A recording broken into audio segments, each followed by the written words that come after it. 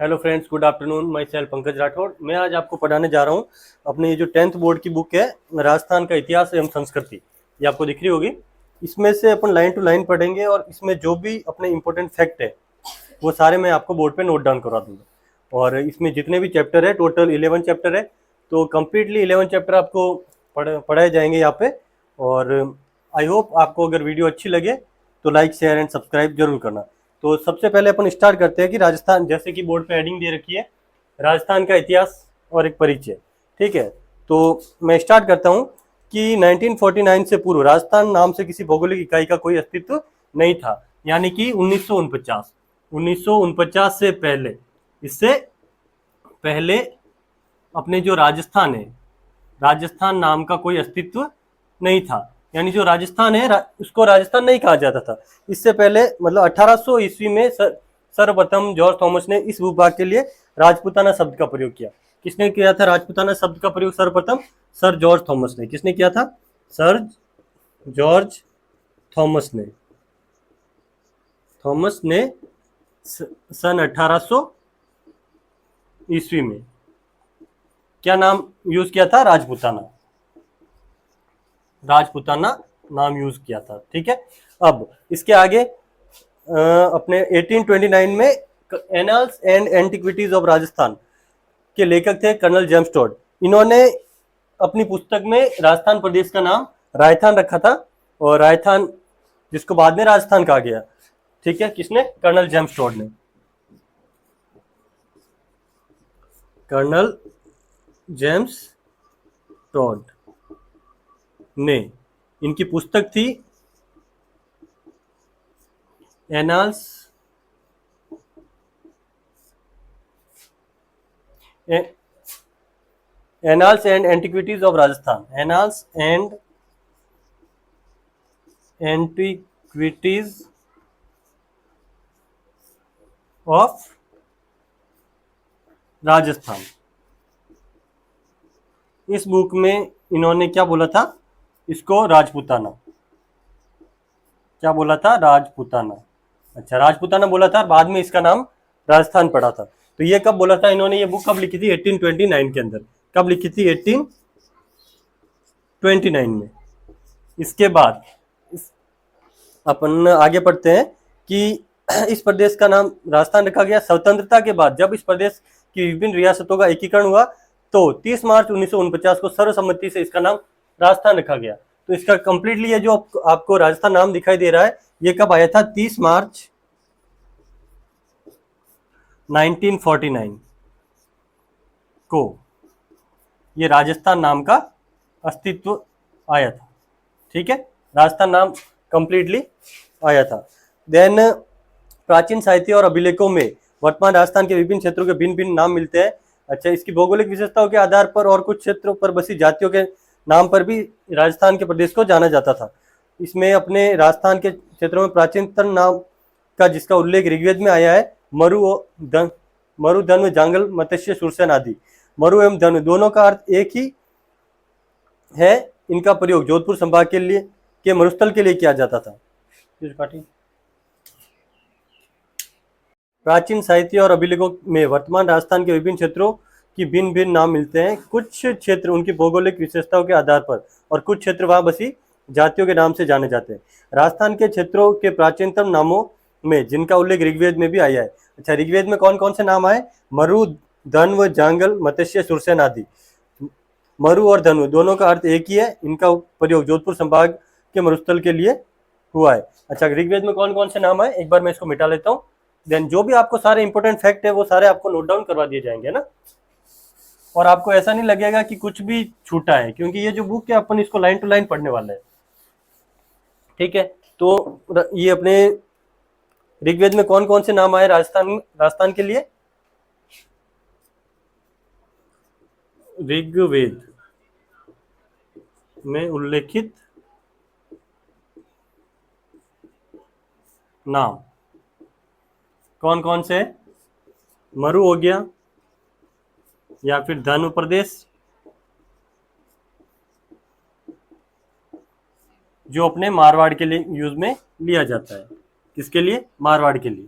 ठीक है, इसके आगे जोधपुर जोधपुर पहले मरु फिर मरुवार कहलाता था। अच्छा, जोधपुर को क्या कहते थे? ये मारवाड़ मतलब जोधपुर वाला एरिया हो गया, इसको मरु भी कहा जाता है, मरु या मरुवार।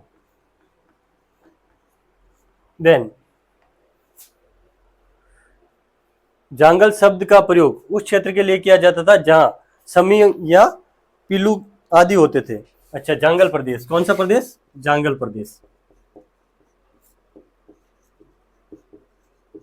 अच्छा, ये प्रदेश मतलब जिस एरिया में अपने समी, समी मतलब होता है खेजड़ी, दशहरे के दिन खेजड़ी की पूजा भी की जाती है।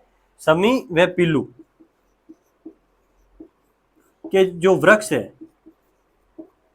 सर्वाधिक जिस एरिया में होते थे उस प्रदेश को अपने जांगल प्रदेश के नाम से जाना जाता था। मत्स्य, जिसका उल्लेख महाभारत में एक राज्य के रूप में हुआ है, वह जयपुर, अलवर, भरतपुर तक विस्तृत था। अच्छा, एक मत्स्य प्रदेश, कौन सा प्रदेश? राजस्थान में ही है अपने मत्स्य प्रदेश।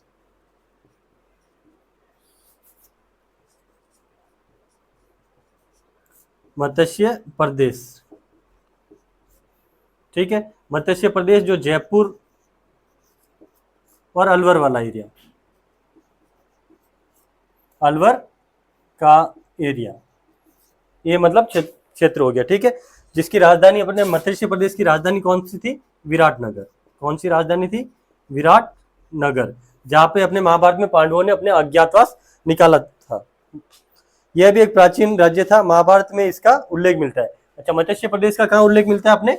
महाभारत में। कहाँ मिलता है? महाभारत में। देन अपन आगे पढ़ते हैं।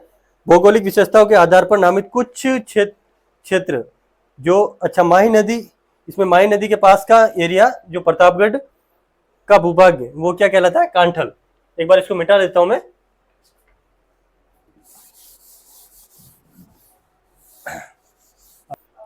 माही नदी के पास का एरिया प्रतापगढ़ का भूभाग जो कांठल प्रदेश के नाम से जाना जाता है, क्योंकि यह क्षेत्र माही नदी के किनारे कांठे पर स्थित है और 56 गांवों का समूह होने के कारण प्रतापगढ़ और बांसवाड़ा के मध्य के भूभाग को 56 का मैदान भी कहा जाता है। अच्छा, माही नदी के जो माही नदी ये अपने दक्षिणी राजस्थान में रहती है और दक्षिण से ही आती है और वापस दक्षिण की तरफ ही चली जाती है। कर्क रेखा को 2 बार काटने वाली नदी है। कर्क रेखा को कितनी बार काटती है? 2 बार। ये आपको एडिशनल मुझे जो भी याद आएगा वो सारा बता दूंगा यहाँ पे। कर्क रेखा को 2 बार काटने वाली नदी। अच्छा, माही नदी, इसका जो किनारा है, किनारे को कांठा कहा जाता है। किनारे को क्या कहा जाता है? कांठा। और इसी हिसाब से ये जो माही नदी का किनारा है इसको ये प्रतापगढ़ में बहती है, तो प्रतापगढ़ के इस एरिया को कांठल के नाम से भी जाना जाता है। क्या, किस नाम से जाना जाता है? प्रतापगढ़ वाले क्षेत्र को, प्रतापगढ़ के क्षेत्र को कांठल प्रदेश के नाम से भी जाना जाता है, कांठल प्रदेश, ठीक है। इसके अलावा वापस अपने नेक्स्ट है कि जो प्रतापगढ़ और बांसवाड़ा के मध्य का भूभाग है वो 56 का मैदान कहलाता है। प्रतापगढ़ और बांसवाड़ा, प्रतापगढ़ व बांसवाड़ा के मध्य का क्षेत्र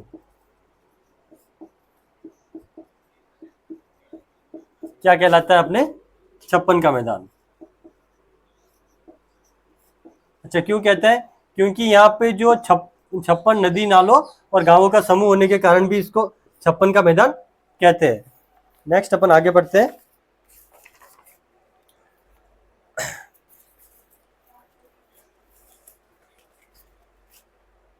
भैंसरोडगढ़ से बिजोलिया तक का क्षेत्र पठारी होने के कारण ऊपरमाल के नाम से जाना जाता है। अच्छा, ये मैं जो भी आपको बता रहा हूँ कि मतलब कांठल वाला एरिया हो गया या 56 का मैदान हो गया, वापस ऊपरमाल का पठार हो गया, गिरवा का मैदान गिरवा हो गया, तो ये क्या है कि ये सीधे एग्जाम में पूछे जाते हैं। तो मैं आपको वही इंपॉर्टेंट फैक्ट सारे यहाँ बता रहा हूँ।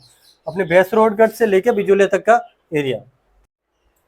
भैंसरोडगढ़ जो जलदुर्ग, जिसे जलदुर्ग को अपन ओदुक दुर्ग के नाम से भी जानते हैं। कौन सा दुर्ग? ओदुक दुर्ग, ठीक है। अच्छा, इस भैंसरोडगढ़ के लिए कर्नल टॉड ने कथन बोला था कर्नल टॉड, इन्होंने कहा था कि अगर मुझे राजस्थान में किसी जागीर की पेशकश की जाए या कोई किला दिया जाए तो मैं सर्वप्रथम भैंसरोडगढ़ का चयन करूंगा। कर्नल टॉड ने भैंसरोडगढ़ जागीर या किले की मांग की थी। मांग मतलब उन्होंने बताया था कि अगर मुझे राजस्थान में कोई अगर जागीर देना चाहे तो मेरी पसंदीदा किला अपने भैंसरोडगढ़ है। उसके बाद आगे अपन पढ़ते हैं नेक्स्ट। अच्छा, कुछ क्षेत्रों के जो प्राचीनतम नाम है वो बता देता हूं मैं आपको, पहले एक बार मिटा देता हूं। और मैंने आपको वैसे बोला है कि अपन इस बुक की लाइन टू लाइन ही पढ़ेंगे, एक भी लाइन जैसे पता नहीं कहाँ से कौन सा सवाल उठ जाए तो अपना सवाल गलत नहीं होना चाहिए, ठीक है। तो अपन एक भी लाइन छोड़ेंगे नहीं, लाइन टू लाइन पढ़ेंगे और इसमें हर लाइन में सवाल ही सवाल है ना। तो जैसलमेर का प्राचीनतम नाम,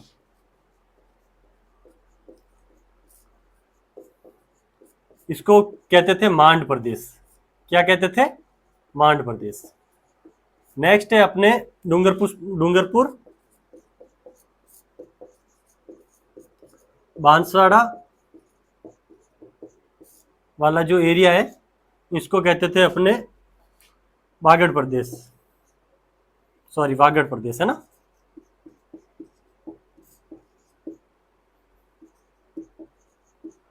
अच्छा, एक वापस आ गया अपने हाड़ौती प्रदेश, तो इसमें कोटा बूंदी,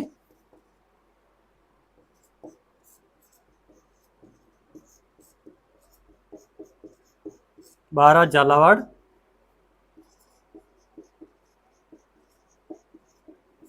इस एरिया को कहते थे हाड़ौती प्रदेश। क्यों कहते थे? क्योंकि ये जो हाड़ौती प्रदेश है यहाँ पे हाड़ा शासक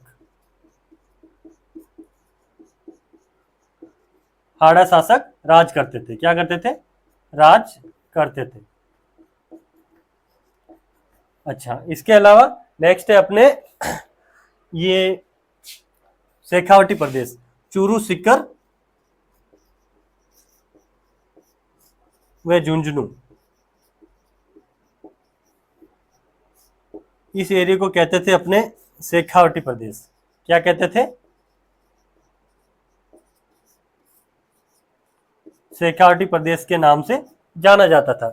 नेक्स्ट अपन पढ़ते हैं कि इतिहास का काल विभाजन। ठीक है, एक बार मैं इसको मिटा देता हूँ, एक बार आपको वापस रिवाइज करवा लेता हूँ। जैसलमेर जिसे मांड प्रदेश कहा जाता था, डूंगरपुर बांसवाड़ा के एरिया को वागड़ प्रदेश कहा जाता था, कोटा बूंदी बारा एंड झालावाड़ हाड़ौती प्रदेश, और चूरू सीकर झुंझुनू शेखावटी प्रदेश। ठीक है, नेक्स्ट पढ़ते हैं अपन। नेक्स्ट है इतिहास का काल विभाजन। इतिहास का काल विभाजन, काल के आधार पर इसको 3 भागों में बांटा गया है। 3 भाग किए गए, कौन कौन से? एक तो हो गया अपने प्राक युग हो गया, दूसरा आद्य युग हो गया, और तीसरा ऐतिहासिक। प्राक युग, दूसरा हो गया आद्य युग, आद्य ऐतिहासिक बोल सकते हैं आप इसको,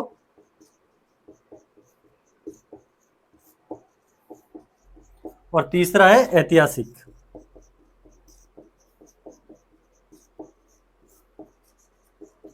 अच्छा, ये जो है यहाँ पे ना तो हमें लिपि की जानकारी थी ना, मतलब हमें कोई भी लिखित साक्ष्य प्राप्त नहीं हुए, लिखित साक्ष्य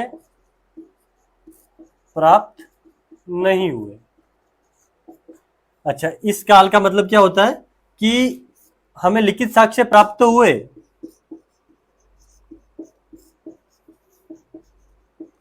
साक्ष्य प्राप्त हुए, पर पढ़ने में सफलता नहीं मिली, पढ़ने में असमर्थ, क्योंकि इस काल की जो लिपि थी उसकी हमें जानकारी नहीं थी। देन लास्ट है अपने ऐतिहासिक युग। इसमें क्या है कि हमें जो भी लिखित साक्ष्य मिले हैं, लिखित साक्ष्य प्राप्त हुए, और यहाँ पे जो लिपि थी उसकी भी हमें जानकारी थी,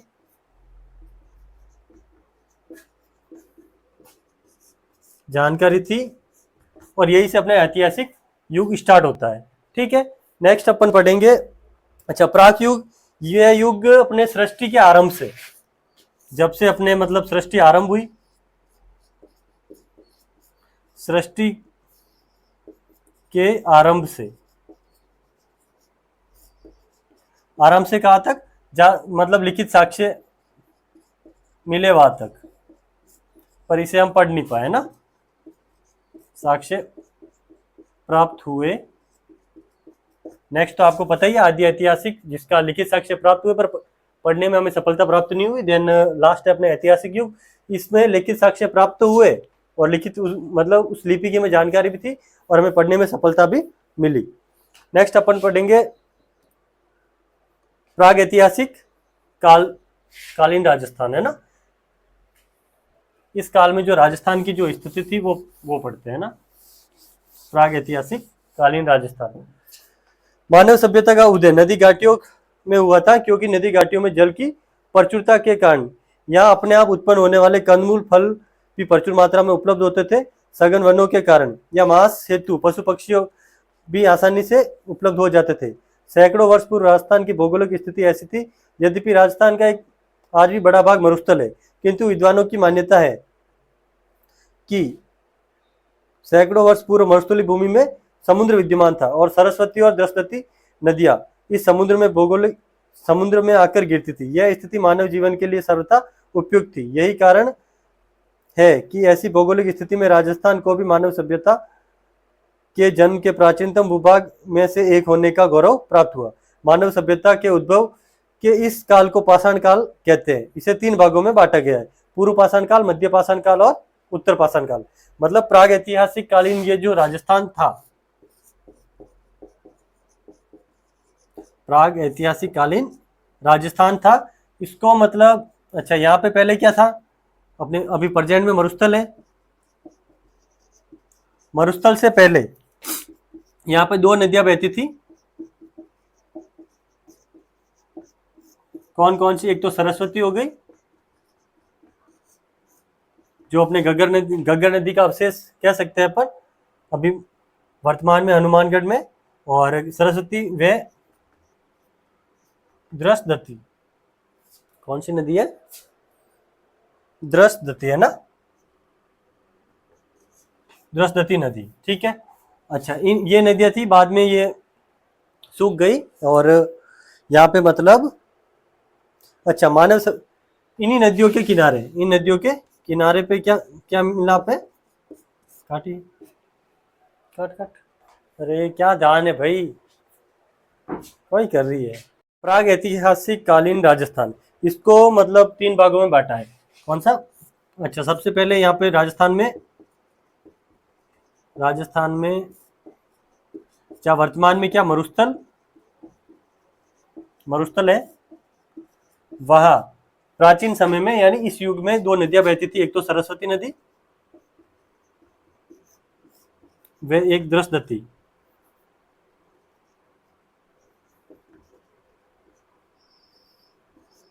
ये नदियां बहती थी, ठीक है। और इन्हीं नदियों के किनारे हमारे जो मतलब सभ्यता का विकास हुआ, और मतलब विश्व में कहीं पे भी ले लो, नदियों के किनारे ही लोगों का निवास होता है, क्योंकि वहां पे सारी चीजें अपने को अवेलेबल हो जाती है। अच्छा इसके बाद ये अपने मानव सभ्यता का उद्भव हुआ, इन नदियों के किनारे क्या हुआ, मानव सभ्यता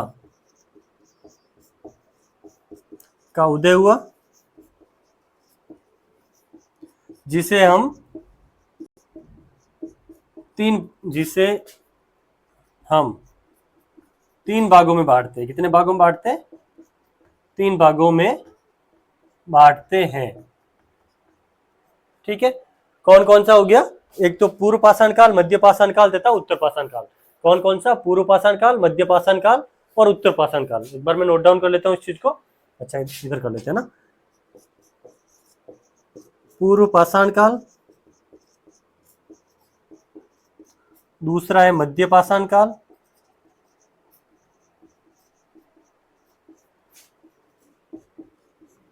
और तीसरा है अपने उत्तर पाषाण काल।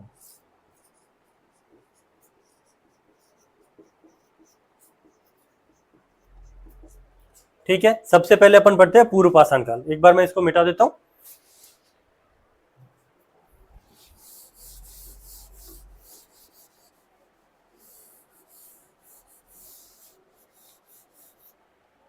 चलो इसको मिटा ही देते हैं। सबसे पहले आ गया अपने पूर्व पाषाण काल। इस काल में जो भी अपनी महत्वपूर्ण घटनाएं हुई है उसके बारे में हम अभी अध्ययन करेंगे। राजस्थान में मानव का उदय कब हुआ यह निश्चित रूप से ज्ञात नहीं है, लेकिन विभिन्न क्षेत्रों में हुए उत्खननों से प्राप्त विभिन्न प्रकार के पाषाण, विशेष रूप से क्वार्टजाइट पत्थर और पत्थर के अनेक उपकरणों से ज्ञात होता है कि आज से लगभग 2 या 1.5 लाख वर्ष पूर्व राजस्थान में एक मानव संस्कृति विद्यमान थी। कितने वर्ष पूर्व? आज से अपने 2 या 1.5 लाख वर्ष पूर्व मानव बस्ती विद्यमान थी। कहां पे थी? राजस्थान में।